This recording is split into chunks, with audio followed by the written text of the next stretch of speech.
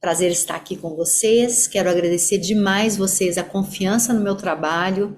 Meu trabalho é um trabalho sério, baseado em ciência, baseado na minha experiência também, dentro do consultório, com as famílias que atendo, baseado também naquilo que vivo dentro da minha casa.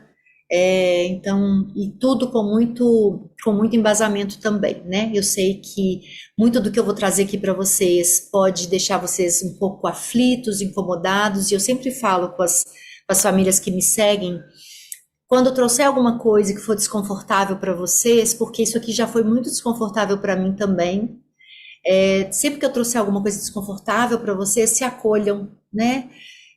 Se abracem, tentem encontrar aí de novo uma segurança no corpo de vocês, tá? Mas é muito importante que a gente escute com ouvidos de escutar mesmo, né? Abrir para o novo, desvendar o olhar, né? Então, sobre o que a gente vai falar hoje? Sobre o que vamos falar hoje? Né? Primeiro, por que a gente tem tanto tabu, né, com esse assunto? Se somos seres sexuais, por que tanto tabu para falar sobre o que somos, o que viemos, né? Viemos assim. As consequências de negligenciarmos a educação sexual na nossa casa e na escola, a importância da educação sexual, a importância da educação positiva em todo esse contexto. Então, vou trazer o que a educação tradicional trouxe para a gente e o que a gente hoje, vendo que a educação tradicional, o erro da educação tradicional, da repressão, do que é proibido, do cheio de tabus, dos medos, né? Medo de falar o que eu não devo, medo de incentivar quando eu falo. Vou trazer isso tudo de uma forma muito clara e vou trazer por que a educação positiva, ela é hoje prevenção para tudo isso, para todos esses traumas, né? A educação positiva entra aí hoje com seus pilares na prevenção de abuso sexual, né? Então, entendendo realmente o desenho original do ser humano, então a gente vai abrir aqui para um novo conhecimento, né? Vocês não precisam aceitar ou concordar com tudo que falo. A minha intenção aqui de coração é que vocês escutem, que vocês ouçam, que vocês aprendam um pouco comigo e que vocês se abram para o novo. Como e quando falar de sexo com os seus filhos. Então, eu vou trazer aqui para vocês como falar e quando falar. E como falar para que eles queiram cada vez mais perguntar. E como eu posso ser essa base de segurança para o meu filho sempre que ele tiver com dúvidas sobre algum assunto relacionado a sexo, sexualidade, orientação sexual, tá? Vou falar sobre sexo e sexualidade, a diferença, o que é sexo, o que é sexualidade, o que é orientação sexual. E quando seu filho já teve relação sexual, como você vai abordar, como você vai falar para que ele não queira fugir de você, né? Eu falo que a gente não fala nunca para eles sobre isso e aí quando a gente vai começar o assunto, eles se retraem. Então, como que eu posso iniciar esse assunto sem assustar, tá? O que fazer com os próprios traumas e tabus? Não, como que eu vou me acolher, né? Como que eu vou falar sobre uma coisa que nunca falaram comigo?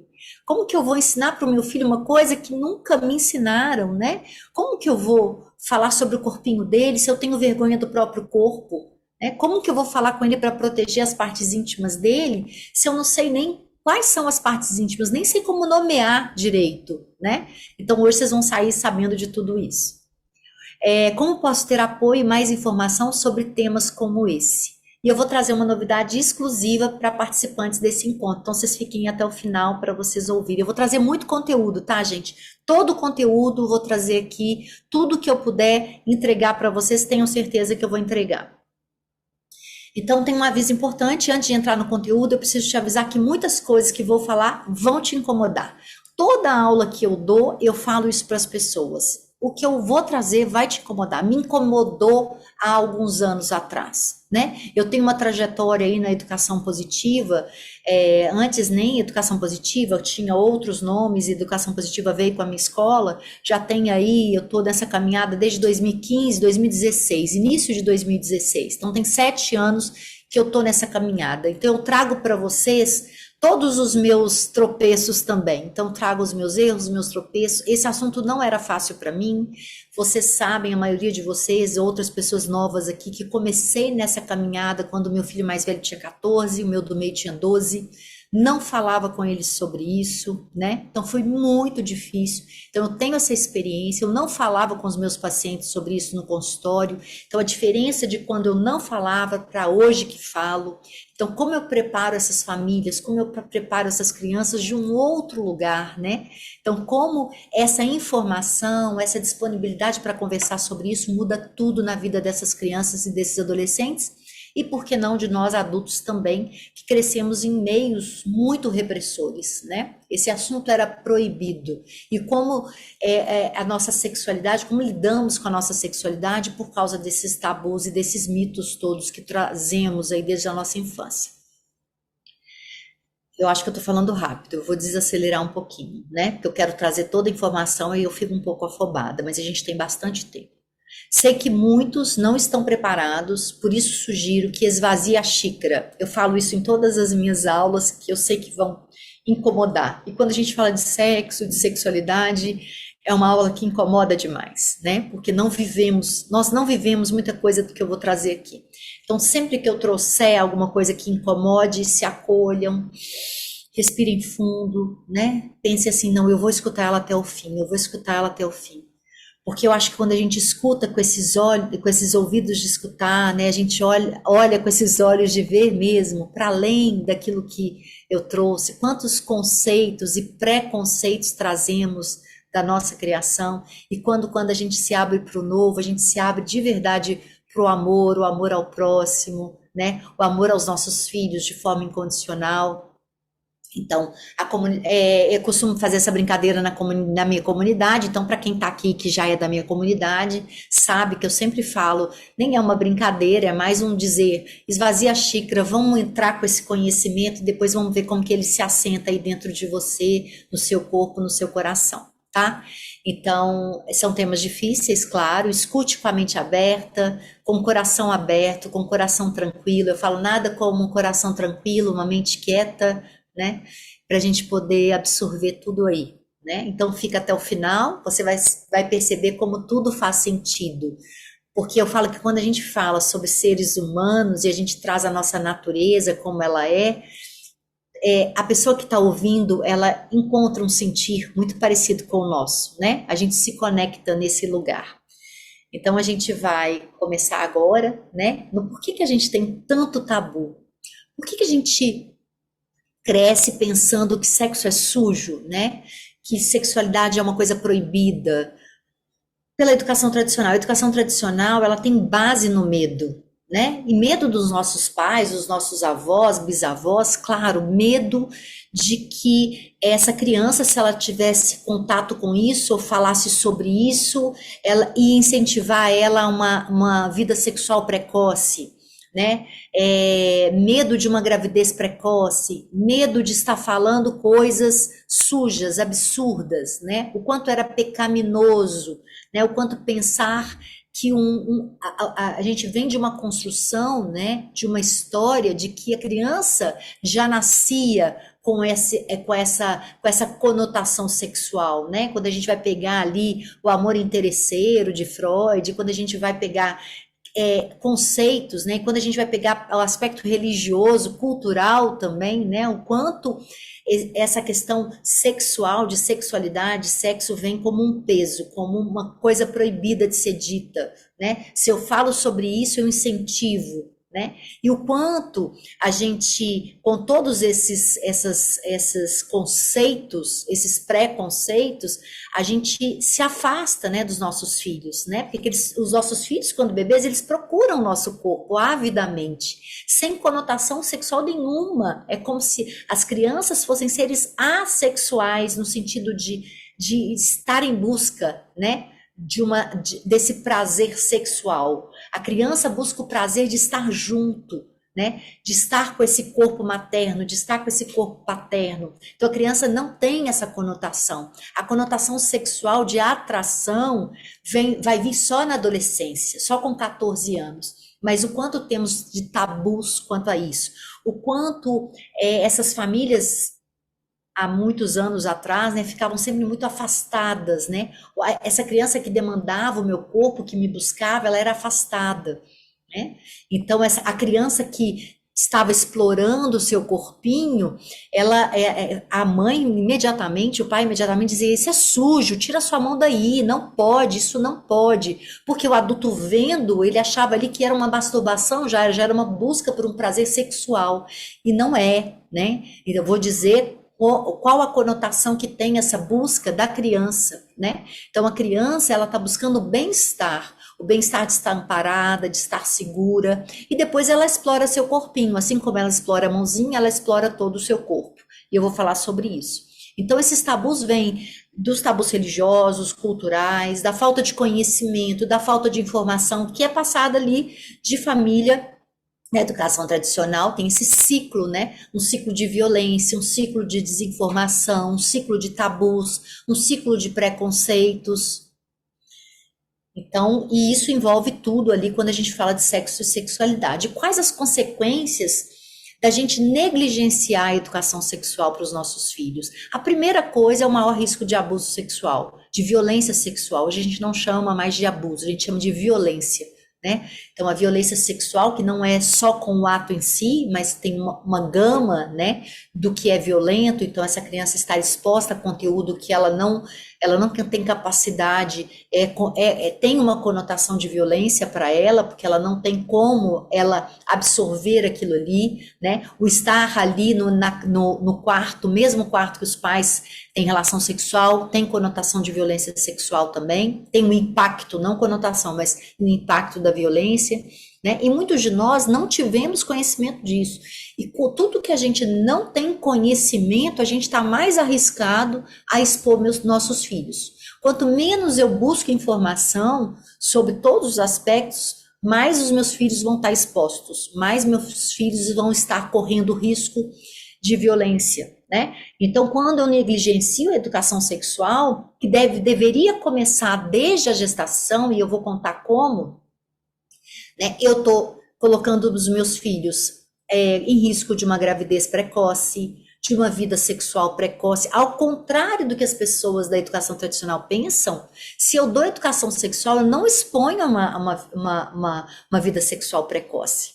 Porque essa criança que teve a educação sexual desde novinha, né, em cada etapa tem como eu vou fazer e como eu vou falar, eu vou trazer, fiquem tranquilos que eu vou trazer toda essa construção para vocês, quando falar, como falar, que é uma dúvida de todo mundo, né? Como eu falo para não ser agressivo, como eu falo sem estar extrapolando aquilo que aquele conhecimento que a criança quer, né? Então, essa educação sexual em casa e na escola, porque a gente não pode ignorar que a maioria das violências sexuais acontecem no ambiente intrafamiliar, né? Então, a escola é protetora nesse sentido. A escola é um meio que pode também haver violência? Pode, mas aí eu tenho a educação sexual em casa. Então, essa criança está sempre segura para poder ter algum adulto que ela possa falar sobre isso, falar sobre aquilo que está gerando nela um mal-estar, né? Porque a criança tem duas possibilidades, bem-estar e mal-estar. Se ela está em bem-estar, ela está desenvolvendo, ela está rindo, ela está brincando, né? Ela está desenvolvendo seus ritmos biológicos. Se ela está em mal-estar, tem alguma coisa acontecendo. E é nesse lugar, então, porque a gente pode olhar para a criança e saber, tem alguma coisa de errado ali, tem alguma coisa acontecendo ali, né? Então, uma criança que estava bem até então e de repente muda o comportamento. Então, eu exponho o abuso sexual, quando eu não dou educação sexual, eu dou acesso, eu acabo expondo mais acesso à pornografia, porque isso vai acontecer ali no ambiente escolar, no ambiente do clube, dos amiguinhos, que vão estar ali, um vai estar com o celular, que já está tendo ali contato com isso e mostra para o seu filho. Se você não deu educação sexual, aquilo ali gera angústia, né? O acesso à pornografia gera angústia na criança, que principalmente a criança que não sabe nada sobre aquilo, né? Então, o que ela vê e aí quer ver de novo, e aquilo vai gerando uma angústia nela de desamparo mesmo, de desamparo assim, para quem que eu vou perguntar o que é isso? Com quem que eu vou conversar sobre o que é isso? Se minha mãe nunca me falou sobre isso, né? Se isso aqui o meu colega está falando que é errado, que eu não posso contar para ninguém, que é segredo, né? E a falta de confiança e diálogo entre pais e filhos. A base da educação positiva é a relação entre pais e filhos, que precisa ser uma relação aberta de segurança. Eu conto com os meus pais. Eu sei que eu posso até o meu pai perguntar o que está acontecendo e posso dizer aquilo que está me fazendo mal. Então eu trouxe um alerta para vocês aí do Ministério dos Direitos Humanos e da Cidadania, de 2023, que o Disque 100 registra mais de 17.500 violações sexuais, tá vendo que eu não falo abuso mais? Violações sexuais contra crianças e adolescentes nos 4 primeiros meses de 2023. Né? O aumento é de 68% em relação ao mesmo período do ano passado. Há uma maior participação da sociedade na mobilização e denúncia. A casa da vítima, do suspeito ou de familiares é o pior cenário, com quase 14 mil violações, mostrando que é mais intrafamiliar, 14 mil dessas 17.500. Então, como a gente precisa também estar de olhos abertos e cobrar a educação sexual na escola, né? Então, quanto essa educação sexual na escola pode proteger essa criança. A gente vai sempre lembrar, assim, que a gente não fala mais sobre ser prioritariamente dentro de casa. Escola e família precisam caminhar juntas. Às vezes a escola percebe o que está acontecendo, às vezes a família percebe o que está acontecendo, né? Então, mas as crianças, quanto menos conhecimento eu tenho, quanto menos eu acesso informação e quanto menos passo informação para o meu filho, mais risco ele está correndo. O Brasil ocupa o 2º lugar no ranking mundial de ocorrência de exploração sexual de crianças e adolescentes. Estima-se que em nosso país, 1 a cada 3 meninas é violentada sexualmente. Isso é assustador. 1 a cada 3 a 4 meninas é violentada sexualmente. Né? A cada 100, 25 meninas. De 30 e poucas, 25 a 30 e poucas meninas são violentadas sexualmente. 1 a cada 6 a 10 meninos são abusados sexualmente antes dos 18 anos. E a gente precisa pensar que há uma subnotificação, né? Há muitos casos que não são registrados. Então precisamos proteger nossas crianças e nossos adolescentes. Está nas nossas mãos quebrar esse ciclo do abuso, quebrar esse ciclo da violência, da educação tradicional. E não tem como falar sobre abuso sem falar sobre educação sexual na família, na escola.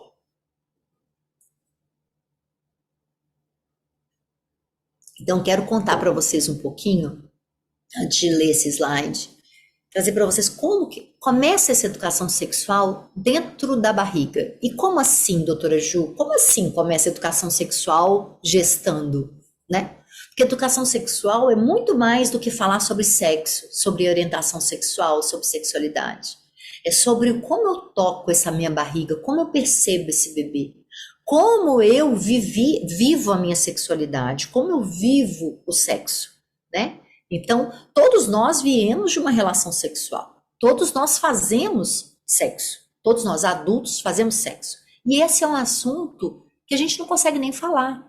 Então, há algo de errado aí, né? Há algo de errado. Somos seres sexuais, né? E o sexo é uma parte muito grande de nós, né? Então, a gente tem essa sexualidade. O sexo é uma das manifestações da nossa sexualidade, é uma das, né? A sexualidade é muito mais do que o sexo. Eu vou contar isso tudo para vocês. Mas a educação sexual significa, desde o início, eu respeitar o corpinho desse bebê.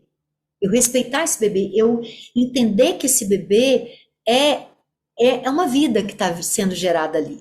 E a hora que ele nasce, eu preciso tocá-lo com respeito. Eu preciso tocá-lo com amor, com afeto.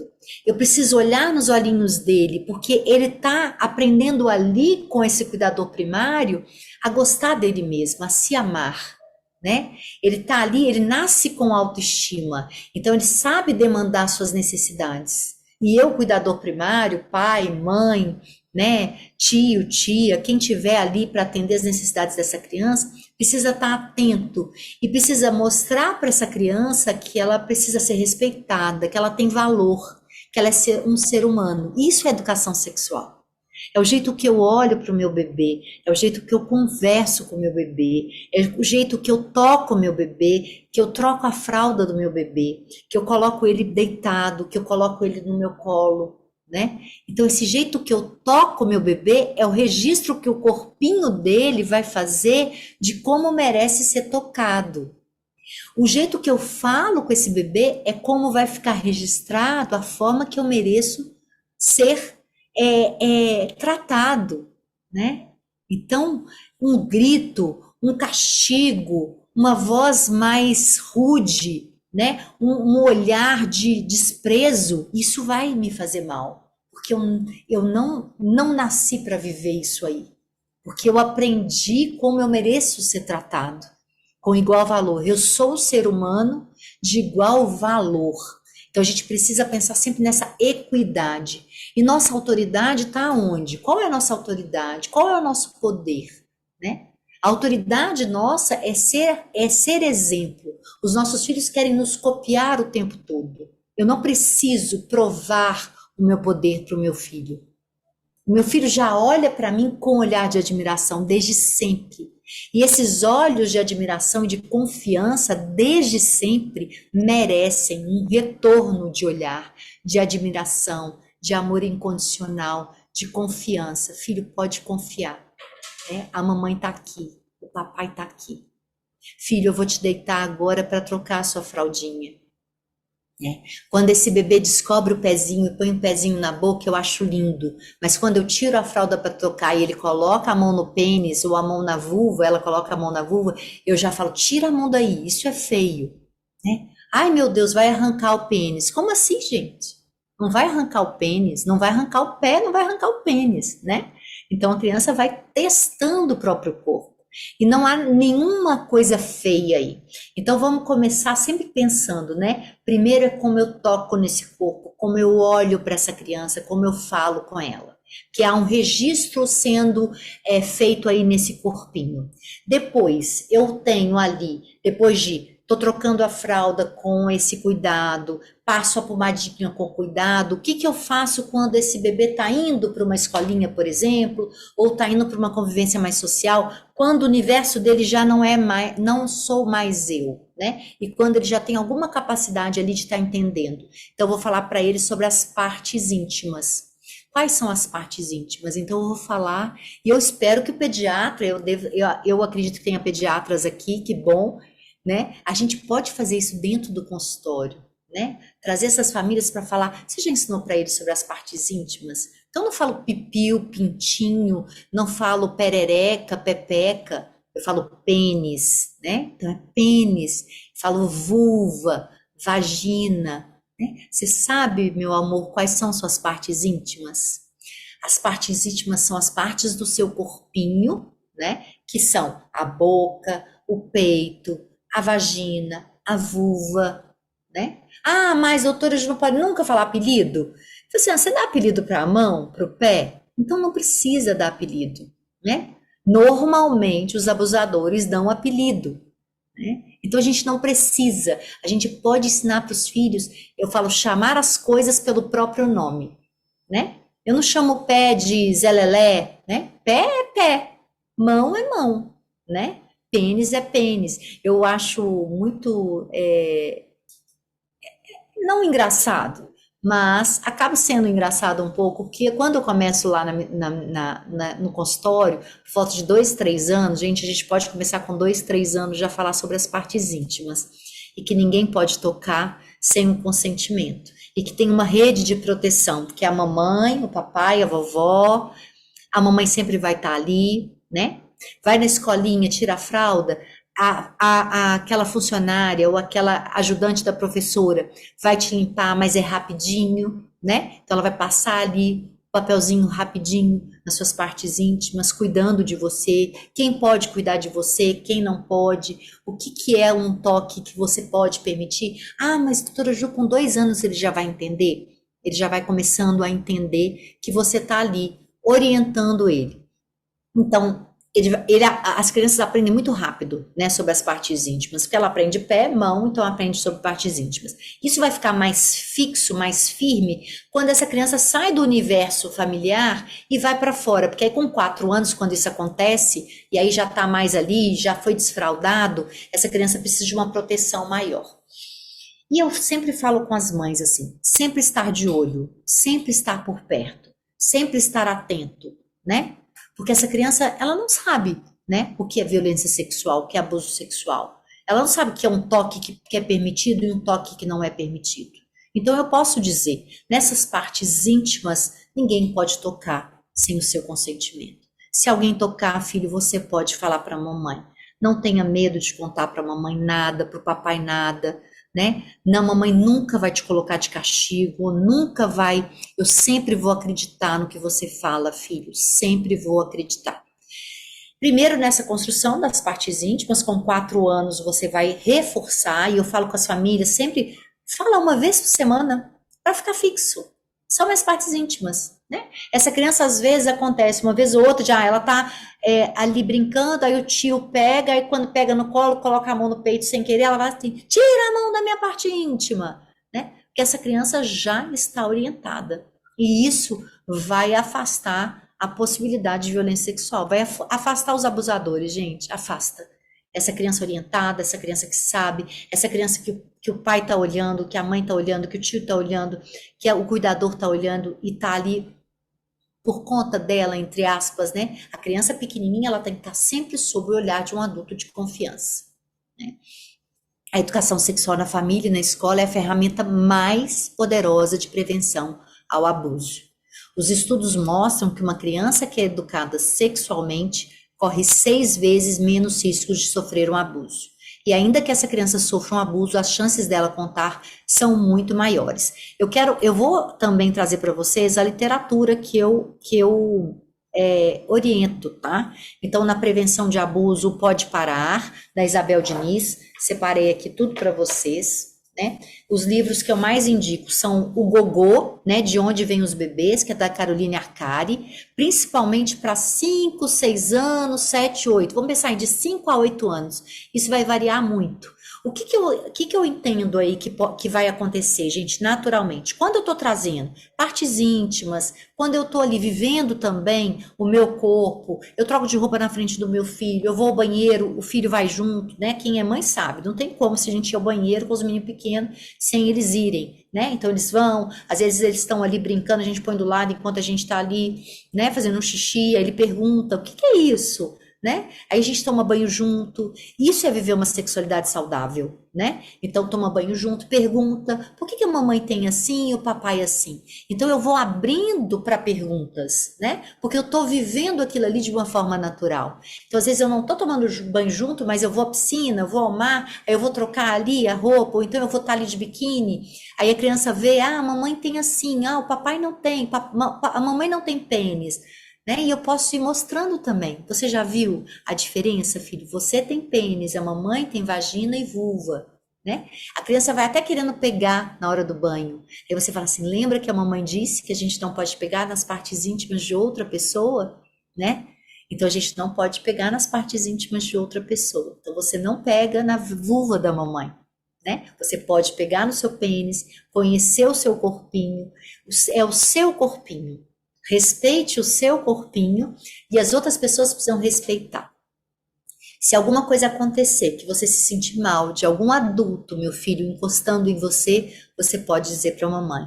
A gente não obriga a criança a sentar no colo de adulto, gente. A gente não obriga a criança a beijar adulto, né? A criança, se a criança quiser ir lá e dar um beijo no titio, na titia, na vovó, mas não obriguem, né? Não deixe essa criança à mercê do adulto. A criança pode escolher. Esse adulto eu quero abraçar, esse eu não quero. Esse adulto eu quero beijar, esse eu não quero, né? Eu não quero ir pro colo do vovô agora, eu não quero ir pro colo do titio agora. E aí é a importância da educação positiva, né? Então eu trouxe aqui Gogô, De Onde Vêm os Bebês, da Carolina Arcari, e Pipi Fifi, que a gente já pode começar a partir de 4 anos na proteção da violência sexual. Eu quero indicar o livro Pode Parar, da Isabel Diniz. Isabel foi minha aluna, talvez ela esteja aí agora, e esse livro da Bel é muito bom, que além de ter uma parte para os pais, tem a parte de contar a historinha para a criança, tá bom? Depois a minha equipe pode disponibilizar para vocês essa bibliografia, tá, gente, que eu separei para vocês, tá? Meu Corpo, Meu Corpinho também eu gosto, por volta de 4 anos, tá? Que é da Roseli Mendonça. Eu acho que esses são os mais importantes para os pais de adolescente, antes da gente... Vou deixar chegar na adolescência lá para poder trazer para vocês, tá? A educação positiva, e qual que é a importância aí da educação positiva com tudo isso aí que eu tô trazendo, né? Ela não é um método, ela não é uma teoria, ela não é ferramenta, ela é uma filosofia de vida, né? É uma forma de viver. E essa forma de viver, né, essa filosofia, ela tem 4 pilares, mas ela considera a criança como um ser digno de respeito, digno de ser valorizado. O corpo da criança, ela não pode sofrer violência.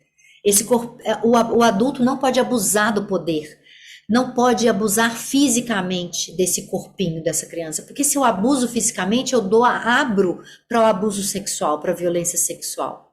Se esse corpinho está acostumado com violência, e os abusadores falam muito isso, né? Não conta para sua mamãe, senão ela vai te bater. Não conta para o seu papai que ele vai te colocar de castigo. É culpa sua, não é culpa minha.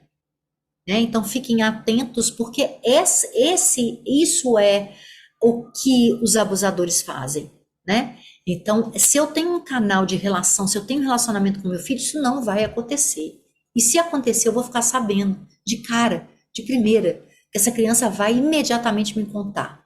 A educação, então, a escolha através de um processo de autoeducação, então eu vou me autoeducar. Então, eu vou dizer para vocês, gente, que eu também tinha tabus. E eu achava que eu não tinha, né? Porque, em comparação a todas as pessoas ali, mais ou menos na minha época, até eu falava mais abertamente sobre isso. Mas para os meus filhos, aí que eu fui ver que eu tinha tabus. Porque eu falava com todo mundo sobre isso, mas com os meus filhos, nada. Nada. E aí, de repente, quando eles fizeram 14, 12 anos, que eu estava estudando isso, eu falei, gente, eu preciso agora explicar. Eu estava lá com a minha pequenininha de 2 anos, falando com ela sobre partes íntimas, e não tinha falado isso com os meus filhos. Né? Eu comprava livro, deixava lá em casa, eles nem abriam o livro. Né? Quem tem filho aí, pré-adolescente, adolescente, sabe disso. A gente compra livro, eles não abrem, não. Né? Não é a geração do livro, gente. Não é a geração que abre um livro para poder ter educação sexual. É a geração que vai em busca de informação pelas telas. E isso é um perigo. Se eu não deixei esse canal aberto, né? Então, se eu não troquei de roupa na frente deles, se eu não falei a diferença ali da vagina, da vulva, de onde vêm os bebês, de onde vêm os bebês. Quando eu tô com esse canal aberto de comunicação, eles vão perguntar a primeira coisa, de onde vêm os bebês. E se na hora ele me deu um nó na garganta, nossa, tem 5 anos, tá perguntando de onde vêm os bebês, o que eu vou falar para essa criança, meu Deus do céu? Você pode na hora dizer para ela, filho, essa pergunta é muito importante. E a mamãe não sabe como te responder agora. Eu vou ter que estudar, mas eu vou estudar muito, meu filho. Mas eu vou trazer essa resposta para você o mais rápido possível. Isso se aconteceu de você não saber. Agora que você assistir essa aula, você já vai saber, né? A criança pergunta e ela quer uma resposta, né? Então, de onde vêm os bebês? De onde, filho, que você acha que vêm os bebês? Ah, você viu a mamãe quando a mamãe estava grávida naquela foto? Vamos olhar? Olha a foto da mamãe grávida. Olha a foto da mamãe no hospital tendo você. Os bebês podem nascer da barriga e podem nascer da vagina, né? Vagina, onde é a vagina? A vagina é a parte íntima da mamãe, é a parte íntima das mulheres, das meninas. Então a mamãe vai te mostrar aonde é a vagina, né? Aqui é a vagina. Não pode tocar porque é a parte íntima da mamãe. O neném vem daqui ou vem da barriga. O médico corta a barriga e tira o neném lá de dentro. Ah, mamãe, mas eu vim da barriga ou eu vim da vagina? Aí você vai dizer para ele. Né? Aí você vai respondendo. E as perguntas vão aparecendo de forma milagrosa. Quando você abre o canal para pergunta, gente, é uma maravilha, porque criança é muito curiosa. Né? Mas como que ele foi parar lá? Normalmente é a pergunta dos 6, 7 anos. Né? De onde vêm os bebês? 4, 5, 6. E como que ele foi parar lá? 7, 6, 7, 8, se você deixou o canal aberto. E aí você vai dizer. Né? Você vai dizer que o papai e a mamãe deitaram na cama, nus, pelados. E a parte íntima da mamãe encontrou com a parte íntima do papai. A parte íntima do papai deixou lá umas células que entraram dentro da vagina da mamãe e foi criando um bebê dentro do útero da mamãe. Isso basta. Isso normalmente a criança já tá bem. Ela não vai perguntar mais que isso. Aí lá para os 8, 9 anos, eles vão perguntar de novo, às vezes 10. Porque eles já estão tendo esse contato na escola e porque as pessoas já estão contando. E eu vou contar exatamente. Vou falar que o pênis do papai ficou duro, entrou na vagina da mamãe e lá, com prazer, com amor, o papai deixou a sementinha, né? Ah, mas os filhos só nascem assim, mamãe? E quando é casado um homem com outro homem? E aí eu posso explicar. Porque aí eu já estou dando uma educação não heteronormativa. Porque a criança pergunta, né? E aí uma outra coisa muito importante da gente trazer aqui, porque existem muitos preconceitos. E o preconceito, gente, a ignorância mata, tá matando os nossos adolescentes, né? É importante a gente dizer, né?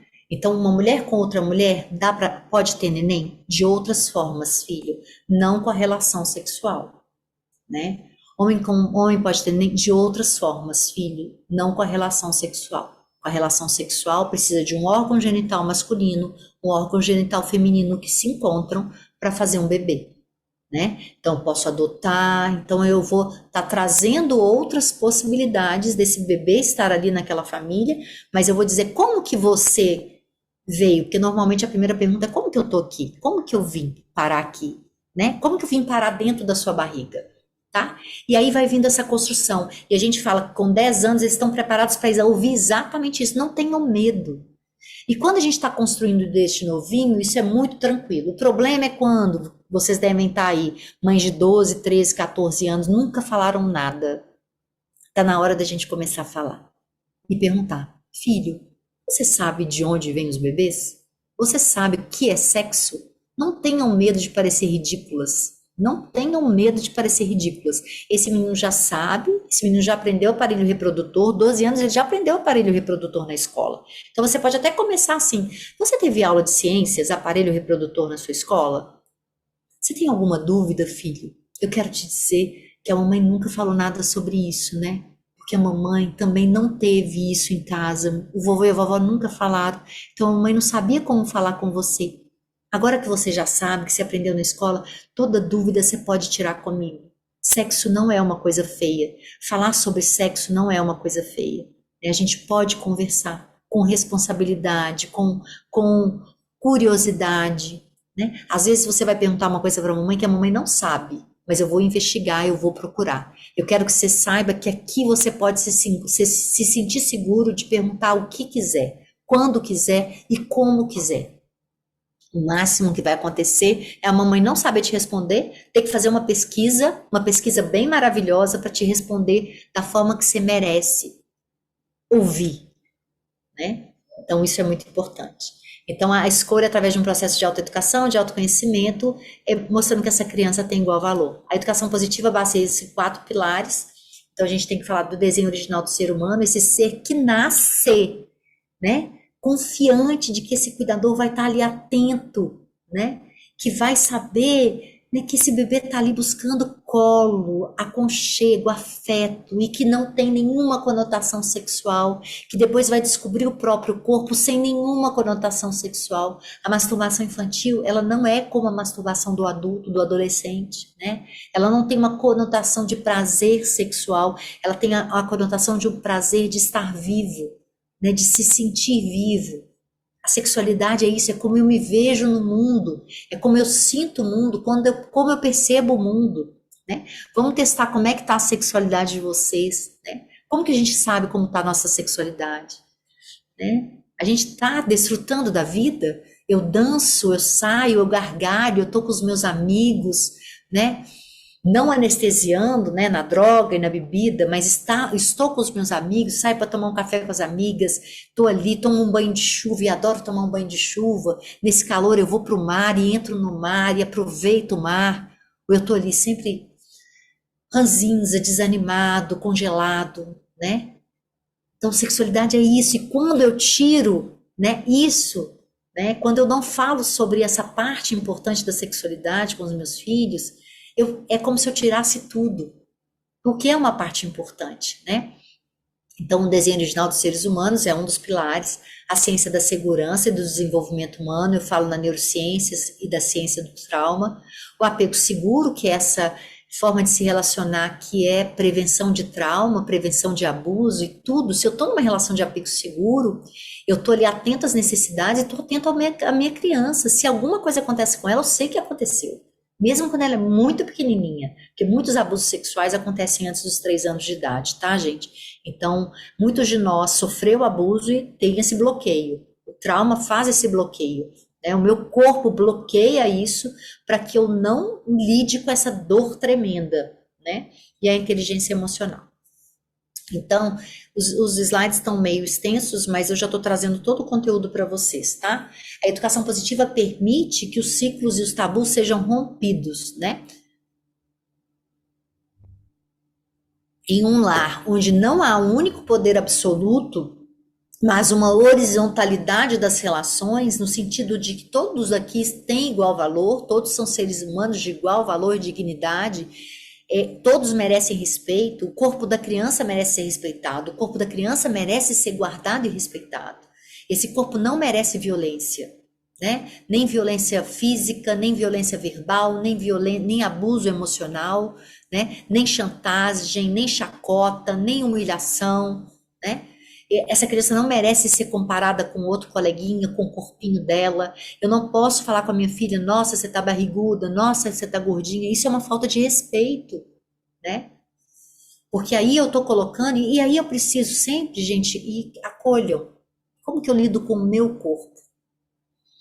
Porque a minha filha vai lidar com o corpo dela como eu lido com o meu corpo, né? Eu me olho com respeito, eu me toco com respeito, né? Eu tenho orgulho desse corpo que está aqui comigo hoje, que traz toda a minha história de vida. Ou eu não consigo nem trocar de roupa na frente dos meus filhos, eu não consigo nem me olhar no espelho. Então, quanto eu preciso me acolher primeiro, né? Acolher as minhas dores, os meus tabus. Esse ciclo de violência, violentaram os nossos corpos. E por isso a gente está tão afastado desse corpo. Esse corpo que nos protegeu, esse corpo que esteve o tempo inteiro com a gente, né? O quanto foi violentado e o quanto hoje eu estou afastada dele. É que mal consigo fazer um carinho em mim. Eu atendo muitas mães que às vezes falam assim, se toca, né? Se abraça. E ela fala, não consigo me abraçar, não consigo me olhar. Então, qual a mensagem que a gente passa para os nossos filhos, né? Que eu não posso me tocar, que eu não posso me sentir, que eu não posso me acolher, né? Que eu não posso ali estar bem na minha própria pele. Isso é sexualidade. Como eu me vejo no mundo, como eu me sinto, como eu estou no mundo, como o outro me vê, como eu me sinto quando o outro me olha. Não, nada a ver com conotação sexual apenas, com sexualidade, força de vida, energia de vida, essa força que nos impulsiona em direção ao outro, porque a gente só está vivo, a gente só sobrevive quando está conectado. Somos seres interdependentes, dependemos do outro para estar bem, dependemos do outro para nos sentirmos seguros. Ninguém consegue ser sozinho no mundo, né? Ninguém consegue ser sozinho e estar sozinho. O maior mal, o maior adoecimento da nossa sociedade hoje é porque estamos sozinhos, isolados, buscando anestesias, porque quando eu estou sozinho, isolado, eu busco anestesia na tela, nas compras, na comida, né? E eu não vou falar tudo isso porque é muita coisa para a gente falar. Seres humanos que crescem num ambiente de amor, sem barganhas ou punições, mas de aceitação por ser exatamente quem veio para ser. A curiosidade, as perguntas, que é isso que eu trago. O toque, o afeto, mostrar que sempre a pergunta é interessante. Eu vou passar a noite, filho, estudando sobre isso e vou te trazer a resposta amanhã cedo. E faça isso, volte no assunto. Não desvie o assunto, não mude de assunto. Diga para ele, nossa, é muito importante essa sua dúvida, filho, e a mamãe agora nem sabe te responder, mas eu vou fazer uma pesquisa, eu vou pesquisar, eu vou buscar especialistas e quero te responder do jeito que você merece. Né? Isso é muito importante para abrir esse canal de comunicação e de diálogo, né? Então, não são fontes geradoras de tabus. Então, colo não é um tabu, onde a criança cresce sabendo que ela tem valor, ela sabe que pode ter segurança em seus cuidadores e que seu trajeto natural de vida é respeitado.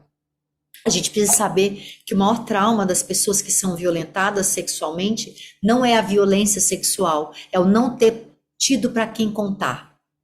É não ter onde descarregar o cortisol que aquilo provoca. É não ter tido um amparo. É ter contado para alguém e esse alguém não ter acreditado. Vamos sempre acreditar nos nossos filhos, sempre confiar nos nossos filhos. E onde há violência sexual, pode ser que for. Eu recebo muito relato de violência sexual de avô, de avó, de tio, né? Tem uma aqui até que mandou da avó. Se você continua convivendo com essa avó, você permitiu, você está sendo conivente. Você está sendo conivente com essa avó. E se essa avó violentou essa criança, ela violentou você também. Ou violentou seu parceiro, sua parceira também. Porque isso é uma cascata que não tem fim. E para você romper com esse ciclo de violência, você tem que romper com esse abusador. Você tem que romper. Eu não posso validar uma barbárie dessa. Eu não posso validar uma atrocidade dessa. Eu não posso ignorar o que minha filha e meu filho estão me trazendo. Ele não tira isso do além. A criança não tem capacidade de tirar isso do nada, né? Então eu tenho histórias absurdas, né? Então a criança não sabe sobre ejaculação, por exemplo. Então se ela diz alguma coisa sobre ejaculação, sobre um líquido branco que saiu do pênis do titio, essa criança está sendo violentada por esse tio. E ponto final. Não tem de onde ela ter tirado isso de outro lugar. Né? Então não estejam com esses abusadores, não continuem frequentando a casa dessas pessoas, que é a mesma coisa de você expor seu filho a uma retraumatização. Né? O pior para essa criança abusada, sexualmente violentada, não é a violência em si, é não poder contar com uma pessoa que proteja ela, mas que exponha ela de novo. Essas histórias de repetição de violência a gente tem lá muitas. Tem muitas mulheres que chegam para mim hoje e falam, né? Eu fui abusada e continuei convivendo com aquele tio. Como assim? Né? Não culpa delas, culpa da mãe, do pai, não culpa, responsabilidade, né? Sim, uma responsabilidade. E quanto de vergonha nessa mãe, nesse pai, ou não acreditaram nessa filha, ou continuaram ali sendo expostas, né? E essas pessoas violentando gerações, gerações e gerações. Pessoas que foram violentadas e que violentam. A gente fala que, geralmente, a gente não vai falar 100%, todo abusador foi abusado na sua infância. Ele entendeu aquilo como uma forma de amor. É absurdo, mas é. E a gente fala, quanto mais essa criança está ali carente, buscando amor, mais chance dela estar encontrando abuso e violência. Quanto mais natural tratarmos o tema, mais naturalidade eles terão ao trazer as perguntas deles. A criança pequena, ele não vai ter vergonha de perguntar. Ele só vai ter vergonha de perguntar se eu nunca disse. Então, como falar sobre sexo? Quando e como? Que é exatamente o que eu disse, né? A criança pequena, para os adolescentes, gente, eu vou indicar esse livro que eu acho excelente, tá? 500 perguntas de sexo do adolescente. Olha, eu só encontrei em sebo esse livro, mas eu acredito que tenha para vender em livrarias ainda, da Laura Miller. Ela era aquela sexóloga do programa Altas Horas, e eu comprei num sebo, e eu achei muito interessante o que eu li aqui, do presente de uma tia para uma sobrinha, né? Eu falo assim, que falta faz uma tia e uma dinda, na verdade uma dinda. Olha o que ela escreveu. Escreveu lá o nome da menina e falou, para os momentos que surgirem as dúvidas e o celular da dinda estiver fora do ar. Aí ela põe, né? São dúvidas que aparecem, que são coisas da vida, minha filhada. Não tenha pressa, há tempo para tudo. Fique tranquila que saberás a sua hora. Te amo. E louco isso, porque eu tenho esse livro há muitos anos, eu nunca tinha visto que tinha uma dedicatória. Né? Eu comprei num sebo, mas eu não tinha visto que tinha uma dedicatória. Já tinha lido o livro, mas não tinha visto essa dedicatória. E quando eu li, eu fiquei tão emocionada, eu falei assim, olha como é bom ter uma dinda, né? Uma dinda que abre a cabeça, né? Que fala sobre isso. Porque às vezes a mãe tem tabu, mas tem ali uma pessoa de confiança, uma relação de apego seguro que vai abrir esse adolescente para esse mundo, né? De uma forma natural e saudável. A criança pequena vai primeiramente, por curiosidade natural, tocar seu corpo. Esse é o primeiro contato, né? Porque se ela sempre recebeu toques gentis e amorosos, sabe aceitar seu corpo, e somos nós que horrorizamos com tudo, a gente que horroriza com tudo, né? Pela nossa criação pautada no medo. Então a gente acha que se essa criança está tocando, isso é feio, isso não pode. Então se essa criança está se tocando, eu posso dizer, filha, são suas partes íntimas. Você pode tocar quando quiser, mas você vai tocar em ambientes íntimos e reservados, no seu quartinho, no banheiro, né? Não na frente de outras pessoas, né? Então eu posso sim, se eu estou ali no ambiente público e essa criança começa, eu posso pegar essa criança e levar para um outro lugar e dizer, filho, tá tudo bem, são suas partes íntimas, você tem direito de tocar, mas você vai tocar em lugares reservados, íntimos. Lembra que a mamãe falou? Né? E a gente pode pensar que todas as vezes que uma criança está fazendo compulsivamente uma exploração genital, é porque ela está regulando através dessa exploração. Então tem alguma coisa acontecendo ali. Pode não ser uma violência sexual, pode não ser um abuso, mas pode ser uma violência de outra forma, que essa criança está compensando e entrando ali num lugar que ali eu encontro bem-estar, né? Sempre lembrando que não há conotação sexual. Ela descobre as sensações do corpo e ela faz sem nenhuma conotação sexual. Isso é muito importante. Quando e como falar, então a educação sexual começa desde antes do nascimento, eu já disse aqui, 6 anos de idade a criança tem curiosidade para saber de onde veio, primeiro ela pergunta isso, de 4 a 6, mais por volta de 6, né? Como os bebês vão parar na barriga da mamãe, e a gente pode ir respondendo todas essas perguntas com honestidade emocional, né? E podemos devolver a pergunta, de onde você acha, né? O que é sexo, mãe? O que você acha, filho? Porque às vezes ele quer ouvir sobre sexo masculino e feminino, porque ouviu falar, né? O que você sabe sobre isso? Não, mamãe vai conversar com você, né? A criança às vezes vê um cachorrinho, né? Um cachorrinho tendo no ato sexual, né? E pergunta, né? 2 cachorrinhos. Eu vou responder, né? E a gente pode estar sempre sendo muito honesto, né? Porque a criança, ela entende exatamente o que ela precisa entender.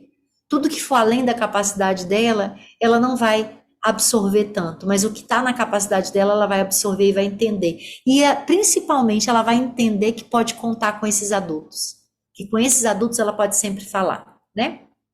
A partir dos 10 anos, podemos falar sobre sexo abertamente com a criança, porque ela já teve contato. A gente sabe que 90% das crianças aos 9 anos já tiveram contato com esse assunto e já falam sobre isso com os amigos já trazem essa demanda. Muitas crianças com 10 anos já tiveram contato pelo menos uma vez com pornografia, tá? Através do celular do coleguinha, na casa do coleguinha, né? Nessa idade elas já sabem como os bebês vão parar na barriga da mãe e podemos falar com naturalidade sobre sexo. Eu quero trazer aqui a diferença de sexo e sexualidade para ficar bem tranquilo para vocês. Então, sexo é uma pequena parte da nossa sexualidade, né? Somos seres sexuais, todos nós estamos aqui no mundo porque alguém teve uma relação sexual que deu origem a nós, todos nós, né? Então, a relação sexual é que dá origem a um ser. E existe aquela coisa do macho e fêmea, né? Então, às vezes a criança está perguntando, né, o sexo masculino, o sexo feminino, né? Sexo também é o ato em que os órgãos genitais, masculino e feminino, se encontram, mas também pode ser órgãos femininos, masculinos com masculinos. E quando a gente quer dar uma orientação, quando a gente quer dar uma criação não heteronormativa, eu sei que isso vai doer em vocês, gente, acolham demais isso, acolham isso em vocês, mas a gente não pode deixar de falar sobre isso.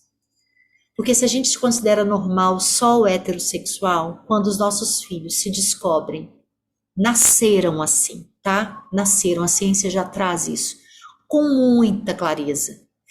Na natureza humana e na natureza animal existe a relação homossexual, bissexual, em toda a natureza animal. Então isso é natural, tá? Não é doença. A gente não vai falar mais sobre homossexualismo. Não existe a palavra homossexualismo. Não existe a palavra opção sexual. Então, eu não quero que o meu filho veja que tem essa opção. Não é opção. Ele vai descobrir aos 14 anos que ele tem desejo por menino, ou ela vai descobrir que tem desejo por menina e vai ter ouvido na família o tempo inteiro que isso é errado, que isso era pecado, que isso era feio, que isso não pode.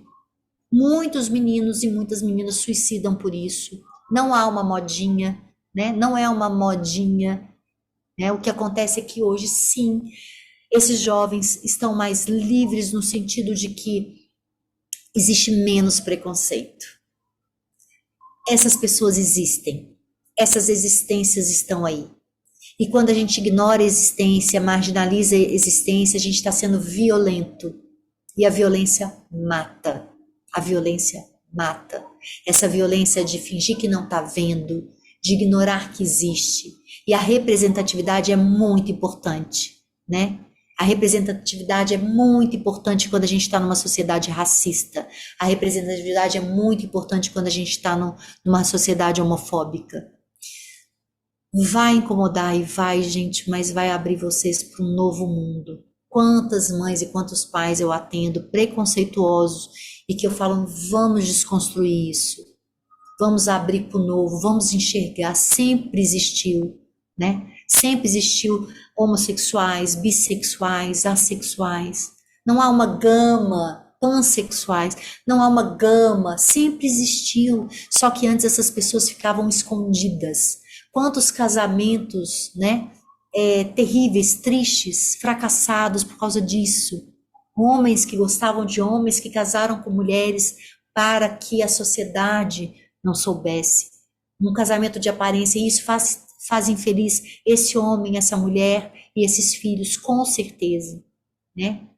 Então hoje a gente pode vislumbrar um futuro melhor, no sentido de mais amor mesmo, né? De mais pertencimento. Essas pessoas não precisam ficar marginalizadas, tá? Eu indico vários livros, vários filmes, séries, para a gente ir desconstruindo isso, tá? Sexualidade, eu já disse, é algo inerente à nossa natureza humana, né? Todos nós somos seres sexuais. Quando eu abafo a minha orientação sexual, né? Então me descubro homossexual, mas tenho que esconder. Eu escondo uma parte da minha sexualidade, da minha vida. Então eu perco a vontade de estar vivo, porque é uma parte muito importante. Quem eu amo, não é só quem eu quero ter a relação sexual, é quem eu amo. Se eu não posso amar quem eu amo, se eu não posso sentir afeto por quem eu sinto afeto, eu acabei com muito da minha vida. E esses jovens suicidam, e muito ainda. Muitos jovens que a gente não sabe por que suicidou, né? Por que suicidou? Às vezes é simplesmente isso, né? A expectativa de vida de um jovem homossexual, né? Bissexual, de um jovem que se descobre trans, né? Em algum momento, normalmente é mais ali, e gente, vai doer em vocês. Abram o coração para isso, né? Essas crianças existem, esses jovens existem, eles estão aí e podem estar dentro da nossa casa, podem estar próximos da família, podem estar na escola, e a gente precisa educar os nossos filhos para respeitar e celebrar todas as existências. Tem perguntas aqui que é assim, eu não quero abrir um leque para ele escolher o que quiser, eu quero que ele seja heterossexual. Gente, você pode querer, é a mesma coisa que eu quero um filho de olho verde, mas ele nasceu de olho castanho. Se eu falar, não aceito ele de olho castanho, eu quero o olho verde, né? E pior, o olho é menos do que a orientação sexual, bem menos, né? Porque esses filhos vão sair da nossa casa, vão embora e nunca mais vão voltar. Se eles não eram aceitos ali, se eles não eram respeitados ali, sendo quem eram. E isso é assunto que eu trago muito nas minhas aulas, dentro da comunidade, dentro do curso que eu vou mostrar aí para vocês também, tá? Então, e quando meu filho já tem relações sexuais, que é esse livro aqui maravilhoso, né? Que me salva muito de muitas perguntas, né, de adolescentes, porque tem coisas que às vezes a gente tem que ler e reler, né? A gente sabe que a prevenção de gravidez na adolescência é feita com educação sexual. Hoje eu vou falar para a verdade para vocês, os adolescentes que chegam até mim, eles têm muito conhecimento sobre a maior parte das coisas, né? A gravidez, ela não acontece porque, eu não sabia que existia camisinha e pílula do dia seguinte, né? São muitas meninas que estão procurando afeto, estão procurando amor, e acham que naquela gravidez vão estar ali com aquele menino que gostam, que estão apaixonadas, e aquele bebê que vem vai dar amor para elas. Quantas de nós, né? Quantas mulheres chegam para falar para mim, doutora Ju, tem todo sentido isso, eu engravidei com 15 anos, com a plena noção de que eu ia engravidar, e eu não fiz nada para evitar. Eu queria sair daquele meio violento da minha casa. Eu não aguentava mais ver meus pais brigando. Eu achava que uma gravidez ia me salvar. Olha que loucura, né? Então, quando meu filho ou minha filha adolescente já tem relações sexuais, eu posso conversar abertamente. Se há uma relação de amor e afeto construída desde a infância. Esse adolescente não se sentirá julgado. Quando a relação estabelecida foi de tabus, podemos falar com nossos filhos sempre respeitando seus limites, sabendo que estão dispostos ou não a trazer e orientar. Porque se eu não falei uma vida inteira, agora vai parecer que a minha curiosidade, o meu perguntar é investigativo. Eu preciso trazer de uma forma genuína, né? Compro o livro, deixo ali, filho, eu estou aberta para você perguntar o que você quiser, né? Então, eu sei que você já está tendo relação sexual, né?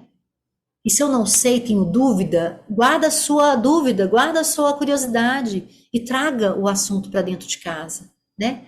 Porque às vezes ali, muita gente traz aqui, vi um filme, vi uma série, eu fico constrangida. Não converse sobre essas cenas do filme, né? Filho, tem alguma dúvida sobre isso? Mãe, para com essa história, mãe. Já sei de tudo sobre isso. E sabe mesmo, né? Com 14 anos eles sabem tudo, com 13 anos eles sabem tudo. Eu preciso falar para o meu filho o que que é masturbação? Normalmente não. Ele pode te perguntar, né? Faz mal, mãe? Né? Não, já sei, ele está ficando tantas horas dentro do banho com 14 anos, 15 anos. Ele já teve, é importante falar sobre a primeira ejaculação, né? Filho, você vai ter uma primeira ejaculação. As meninas têm a primeira menstruação e os meninos a primeira ejaculação. Não precisa ficar constrangido. Você pode pegar o seu lençol, que vai acontecer durante a noite, colocar na máquina para lavar, né? Esses assuntos precisam ser reforçados, tá, gente? Eu trago sempre isso nas minhas aulas, eu falo nas lives também no Instagram, trago dentro da minha comunidade todo esse assunto de novo, porque não é fácil numa aula a gente já desconstruir tudo em vocês e ressignificar. Eu tô trazendo todas as informações que são importantes, né? Para eu conversar sobre camisinha, eu posso lá falar assim, filho, com 11 anos tem a vacina HPV, com 9 anos tem HPV. O que que é HPV? É um vírus. Não, é um vírus que é passado durante a relação sexual. Tá vendo como é que a gente tem várias oportunidades para abrir, né? Para abrir diálogo, para conversar sobre isso com os nossos filhos? Toda hora, se a gente estiver bem atento, as coisas aparecem, né? Às vezes uma notícia no jornal, né? Essa menina foi violentada e morreu, né? O que que é violentada? Violentada sexualmente, né? Você sabe como é isso? Você sabe o que que é isso, filho? O quanto a gente precisa respeitar o corpo das outras pessoas, né? O quanto a gente precisa respeitar o nosso corpo.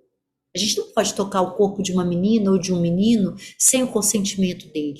Isso é crime. Você sabia que é crime? Não pode, né?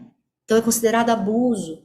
Você sabia que um menino de 18 anos como você não pode ter relação sexual com uma menina de 14, né? De 13? Por quê? Você é muito mais velho que ela. Há ali um abuso, né? Então tem uma conotação de estupro quando tem um maior de idade e um menor de idade, né? Então é enquadrado como estupro. Nossa, doutora Ju, mas isso acontece tanto, pois é, mas acontece, mas não quer dizer que é normal. Nossa sociedade está normalizando coisas que não é para normalizar. Tem o que é natural e tem o que é normal, né? Na verdade, está naturalizando uma coisa que não é natural, né? É normal a gente ver isso acontecendo por aí. É normal as meninas estarem com 15 anos transando com um menino de 20. Mas é natural? Não é natural. É estupro, é abuso, né? Quando que é estupro, quando que é abuso? Quando que é violência, né? E perceber até onde meu filho quer que eu vá, até onde que ele quer que eu conte. Porque se ele começou a ficar com vergonha e constrangido, para. E deixa o canal aberto. Filho, tô aqui, pro que você tiver de dúvida, pro que você quiser perguntar. Gente, não vai embora não, eu tô vendo que tem gente indo embora, eu sei que é pouquinha gente indo embora, mas fica aqui até o final, tá acabando, tá bom? Eu sei que é o horário, acaba ficando o horário de colocar as crianças para dormir, mas eu tô acabando, fiquei que a gente tem uma coisa especial para vocês. O que fazer com os meus próprios traumas e tabus? Cuida de você, né? Busque conhecimento, né? Busque o que que é o meu desenho original. né? O quanto eu não me amei, o quanto eu não me acolhi, o quanto eu não me toquei, né? Como eu posso me respeitar mais, me conhecer mais? Ao integrar as minhas sombras e aceitar quem eu sou, entrar em contato com a minha essência, que chegou intacta e perfeita, eu me compreendo, tenho compaixão. Eu estudo, busco me conhecer sem medo, entender meus padrões, os padrões sociais, os mecanismos que precisei criar para sobreviver e trabalhar o meu processo de autoeducação. Quando aprendo genuinamente a me amar, sem esperar o amor do outro de fora, eu me amo, eu me respeito, eu me cuido, né? Eu me toco, né? Esse corpo é meu, ele me pertence. Eu consigo me acolher e posso oferecer isso ao mundo e aos meus filhos. Enquanto eu viver em negação da minha história, dos meus traumas e tabus, eu jamais conseguirei estabelecer relações de amor e liberdade com os meus filhos.